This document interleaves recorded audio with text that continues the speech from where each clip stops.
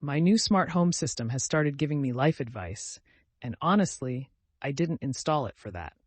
So, when it chimed at 3 p.m. on Thanksgiving Day with its cheerful, "Today is a day for gratitude," I brushed it off and continued prepping the turkey. My buddy Jake was coming over to join my family's small gathering, and I figured this year would be different. A good dinner, good company, and maybe even some laughter to replace last year's awkward silence. As we sat down to eat, everything was going swimmingly. The aroma of roasted turkey filled the air, and the conversation flowed easily, with Jake cracking jokes and my parents chuckling along, just like in those Hallmark movies. But then, out of nowhere, there was a loud banging on the front door. With a startled glance around the table, I excused myself to see what was up.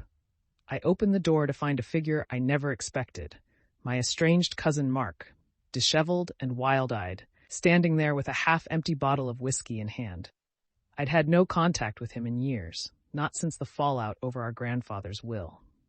The tension in the house shifted palpably as he barged in, announcing he was ready to celebrate Thanksgiving with family. The mood went from festive to tense in seconds. My heart raced, not just from surprise, but from dread. Mark had a reputation for turning family events into chaotic disasters, fueled by reckless behavior and poor judgment.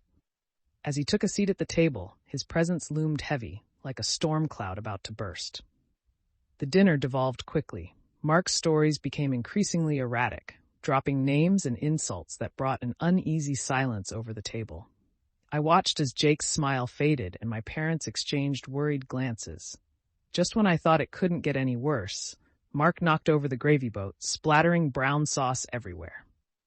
In that moment, the weight of the evening crashed down on me.